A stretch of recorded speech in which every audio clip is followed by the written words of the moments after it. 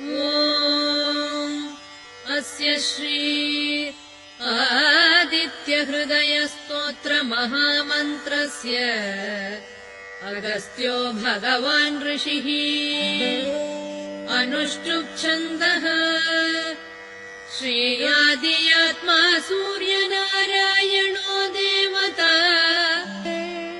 निरस्ताशेषविघ्नतया ब्रह्मविद्यादिसिद्ध्यर्थे सर्वत्र जयसिद्ध्यर्थे जपे विनियोगः ध्यानम् जयतु जयतु सूर्यम् सप्तलोकैकदीपम् किरणशमितपापक्लेशदुःखस्य नाशम् अरुणकिरणगम्यम् आदिम् आदित्यमूर्तिम् सकलभुवनवन्द्यम् भास्करम् तम् नमामि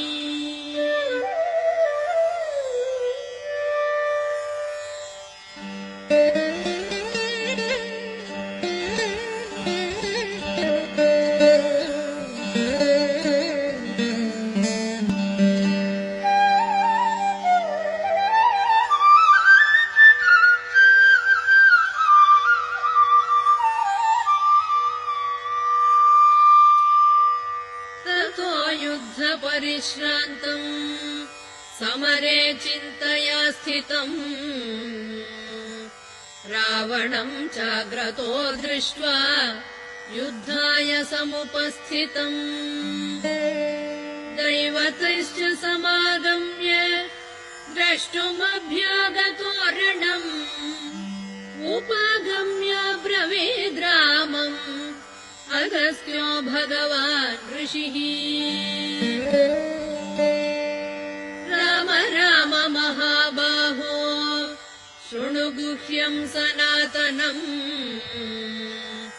येन सर्वानरीन् वत्स समरे विजयिष्यसि आदित्यहृदयम् पुण्यम् सर्वशत्रुविनाशनम् जयामहम् जपे नित्यम् अक्षय्यम् परमम् शिवम्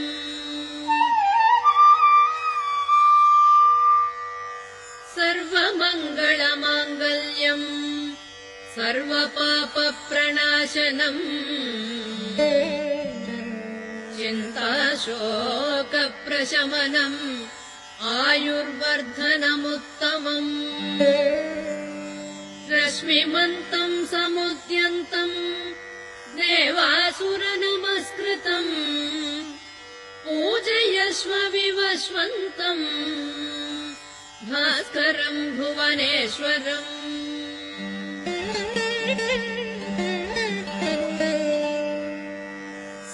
सर्वदेवात्मको ह्येषः तेजस्वी रश्मिभावनः येष देवासुरगणान् लोकान् पाति गभस्तिभिः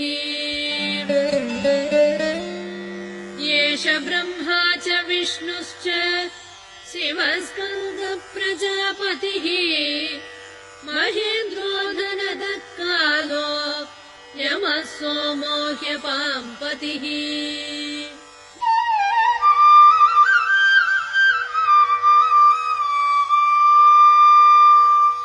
पितरो वसवः साध्या ह्यश्विनौ मरुतो मनुः वायुर्वह्निः प्रजाप्राणः ऋतुकर्ता प्रभाकरः आदित्यः सविता सूर्यः खगः पूषा गभस्तिमान् सुवर्णसदृशो भानुर्हिरण्यरेता दिवाकरः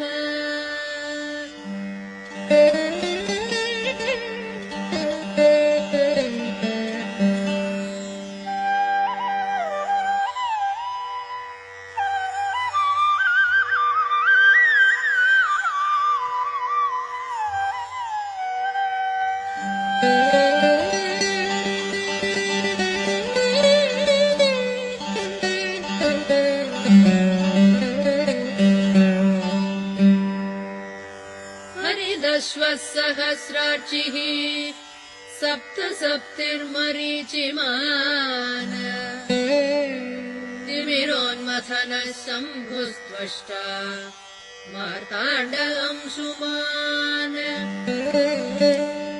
हिरण्यगर्भः शिशिरस्तपनो भास्करो रविः अग्निगर्भोदितेः पुत्रः शङ्खः शिशिरनाशनः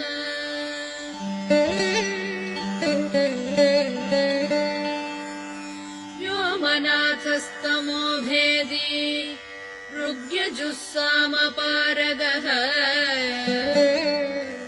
घनवृष्टिरपां मित्रो विन्ध्यवीथिप्लवङ्गमः आतपी मण्डली मृत्युः पिङ्गलः सर्वतापनः कविर्विश्वो महातेजाः रक्तः सर्वभवोद्भवः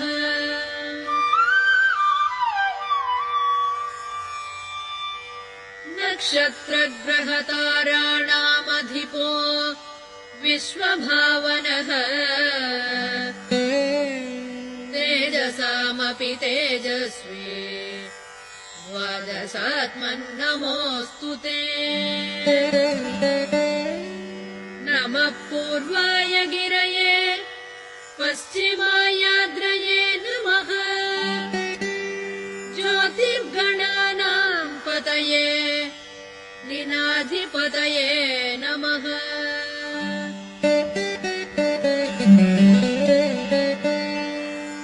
जयाय जयभद्राय हर्यश्वाय नमो नमः नमो नमः सहस्रांशो आदित्याय नमो नमः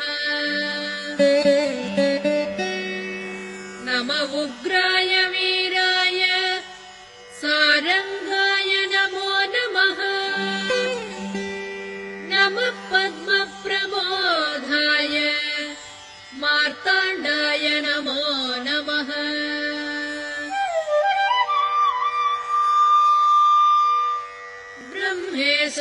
ब्रह्मेशानाच्युतेशाय सूर्यायादित्यवर्चसे भास्वते सर्वभक्षाय रौद्राय वपुषे नमः तमोघ्नाय हिमघ्नाय शत्रुघ्नायामितात्मने कृतघ्नघ्नाय देवाय ज्योतिषां पतये नमः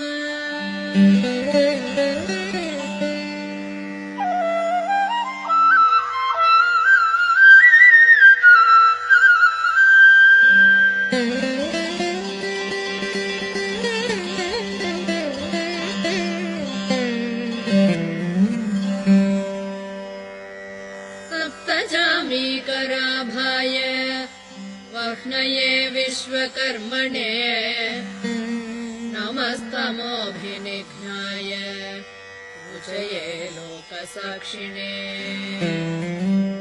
नाशयत्येष वैभूतम् तदेव सृजति प्रभुः पायत्येष तपत्येष वर्षत्येष गभस्तिभिः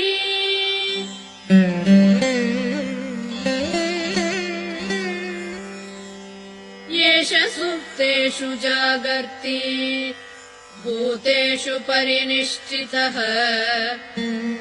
येष चैवाग्निहोत्रम् च फलम् चैवाग्निहोत्रिणाम् वेदाश्च क्रतवश्चैव क्रतूनाम् फलमेव च यानि कृत्यानि लोकेषु सर्व एष रविप्रभुः येन मापत्सु कृच्छ्रेषु कान्तारेषु भयेषु च कीर्तयन् पुरुषः कश्चिन्नावसीदति राघव पूजयस्वैनमेकाग्रो देवदेवं जगत्पतिम् एतत्त्रिगुणितं जप्त्वा युद्धेषु विजयिष्यसि।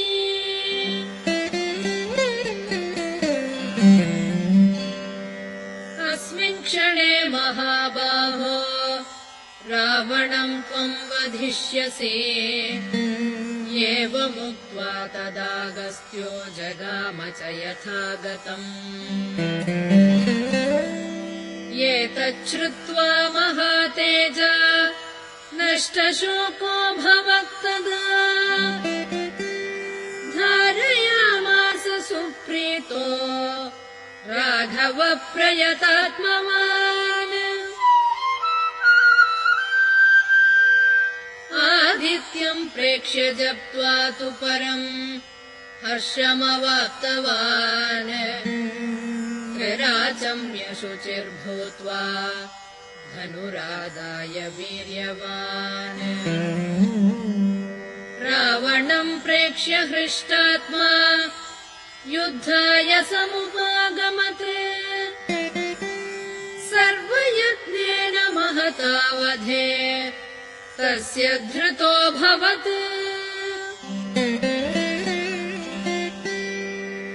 अथ रविरवदन्निरीक्ष्य रामम् मुदितमनः परमं प्रहृष्यमाणः। निशिचरपति संक्षयं विदित्वा सुरगणमध्यगतो वचस्त्वरेति। भानो भास्करमार्ताण्ड चण्डरश्मे दिवाकर।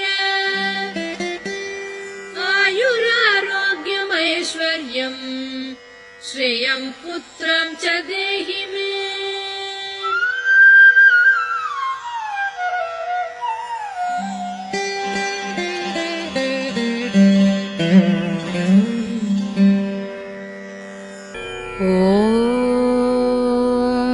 भास्कराय विद्महे महाद्युतिकराय धीमहि तन्नो आदित्यः प्रचोदयात्।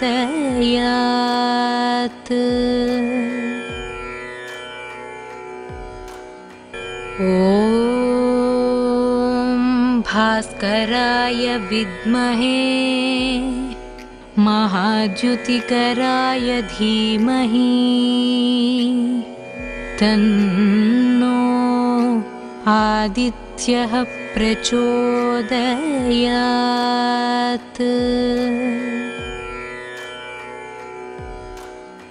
ॐ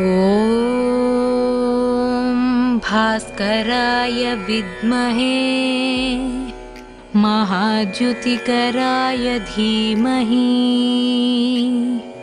तन्नो आदित्यः प्रचोदयात्।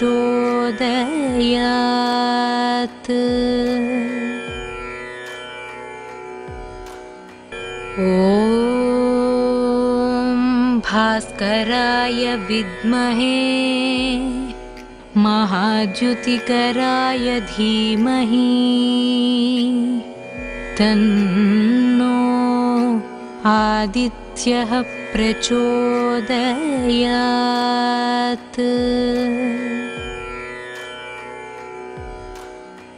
ॐ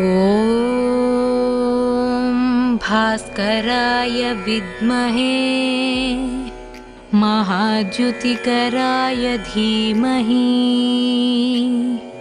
तन्नो आदित्यः प्रचोदयात्।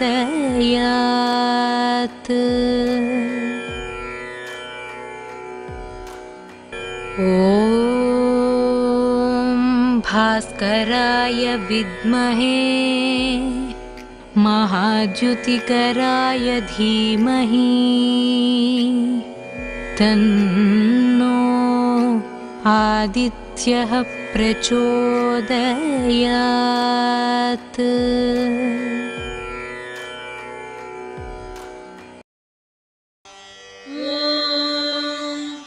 अस्य श्री हृदयस्तोत्रमहामन्त्रस्य अगस्त्यो भगवान् ऋषिः अनुष्टुप्छन्दः श्रेयादियात्मा सूर्यनारायणो देवता निरस्ताशेषविघ्नतया ब्रह्मविद्यादिसिद्ध्यर्थे सर्वत्र जयसिद्ध्यर्थे जपे विनियोगः ध्यानम् जयतु जयतु सूर्यम् सप्तलोकैकदीपम् किरणशमितपापक्लेशदुःखस्य नाशम् अरुणकिरणगम्यम् आदिम् आदित्यमूर्तिम् सकलभुवनवन्द्यम् भास्करम् तम् नमामि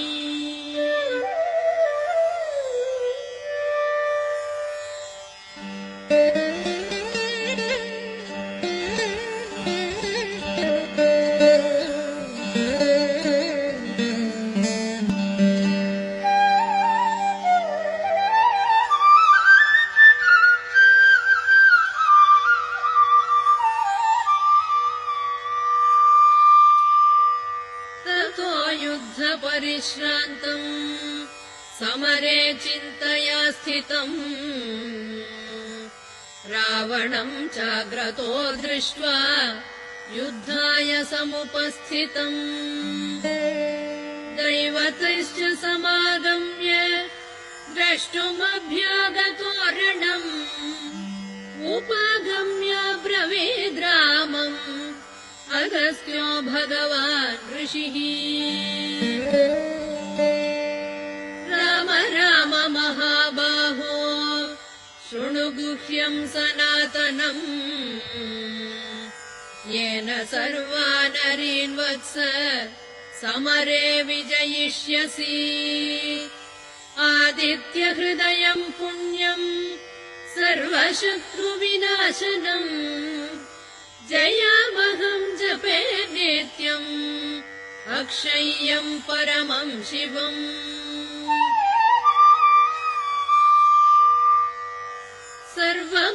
सर्वमङ्गलमाङ्गल्यम् सर्वपापप्रणाशनम् चिन्ताशोकप्रशमनम् आयुर्वर्धनमुत्तमम् रश्मिमन्तम् समुद्यन्तम् देवासुरनमस्कृतम् पूजयस्व विवस्वन्तम् भास्करम् भुवनेश्वरम्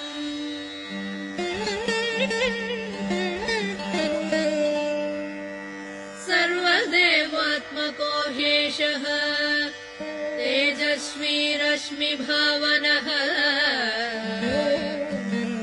येष देवासुरगणान् लोकान् पाति गभस्तिभिः येष ब्रह्मा च विष्णुश्च शिवस्कन्दप्रजापतिः महेन्द्रो धनदत्कालो यमः सोमो ह्यपाम्पतिः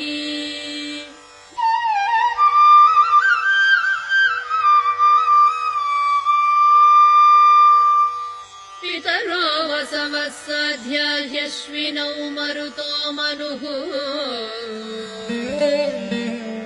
वायुर्वह्निः प्रजा प्राणः ऋतुकर्ता प्रभाकरः आदित्यः सविता सूर्यः खगः पूषा गभस्तिमान् सुवर्णसदृशो भानुर्हिरण्यरेता दिवाकरः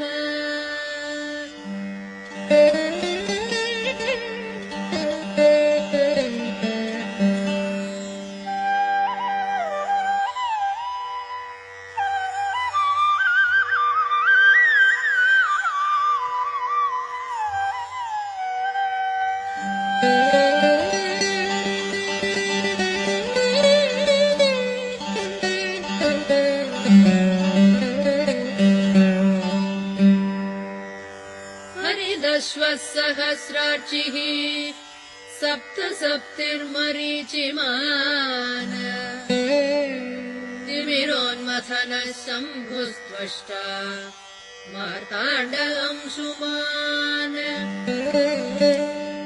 हिरण्यगर्भः शिशिरस्तपनो भास्करो रविः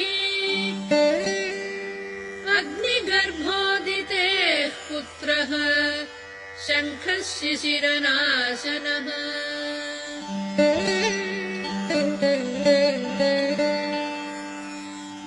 व्योमनाथस्तमो भेदी ऋग्यजुस्सामपारगः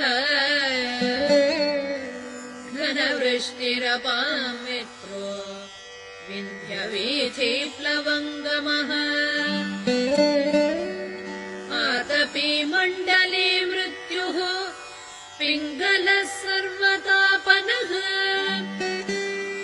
कविर्विश्वो महातेजाः रक्तः सर्वभवोद्भवः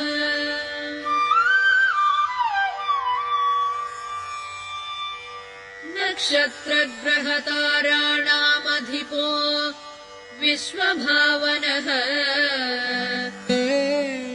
तेजसामपि तेजस्वी द्वादशात्मन्नमोऽस्तु ते नमः पूर्वाय गिरये पश्चिमायाद्रये नमः ज्योतिर्गणानां पतये लीनाधिपतये नमः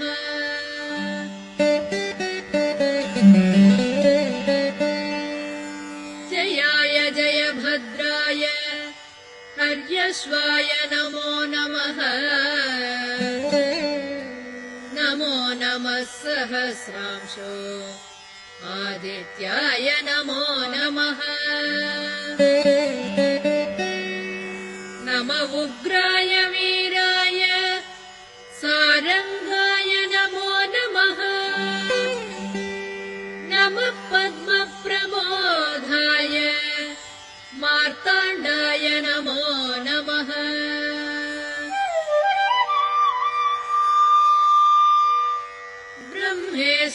ब्रह्मेशानाच्युतेशाय सूर्यायादित्यवर्चसे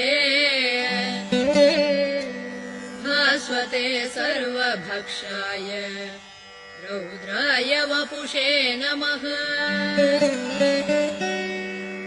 तमोघ्नाय हिमघ्नाय शत्रुघ्नायामितात्मने कृतघ्नघ्नाय देवाय ज्योतिषां पतये नमः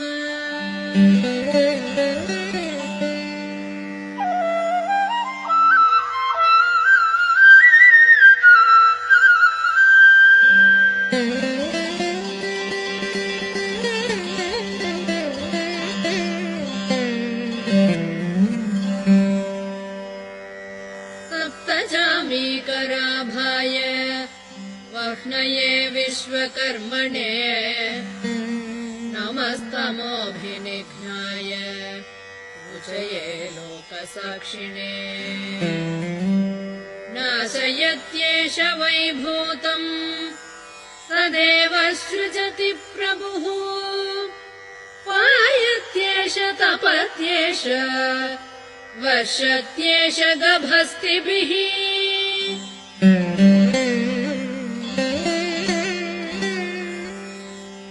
येष सुप्तेषु जागर्ति भूतेषु परिनिष्ठितः येष चैवाग्निहोत्रम् च फलम् चैवाग्निहोत्रिणाम्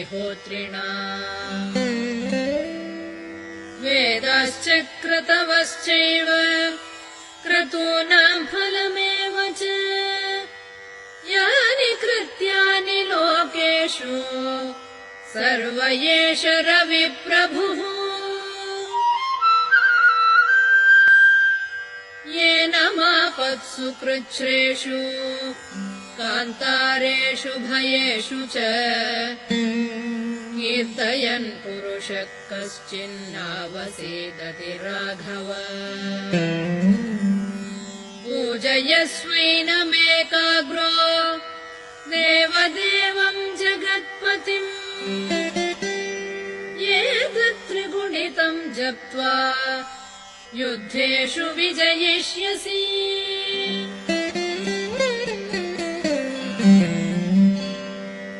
अस्मिन् क्षणे महाबाहो रावणं त्वं वधिष्यसि। एवमुक्त्वा तदागस्त्यो जगाम च यथागतम्।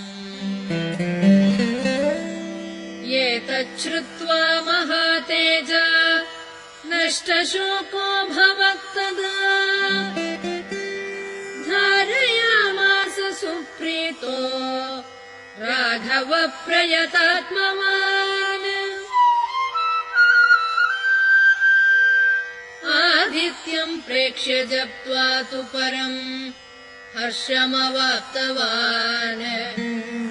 त्रिराचम्य शुचिर्भूत्वा धनुरादाय वीर्यवान्। रावणम् प्रेक्ष्य हृष्टात्मा युद्धाय समुपागमते। सर्वयत्नेन महता वधे तस्य धृतो भवत्।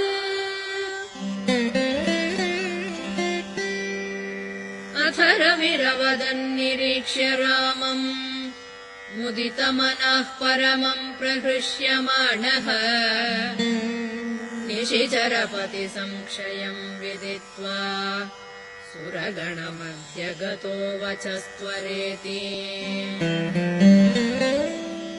भानो भास्करमार्ताण्ड चण्डरश्मे दिवाकर। आयुरारोग्यमैश्वर्यम् श्रियम् पुत्रम् च देहि मे।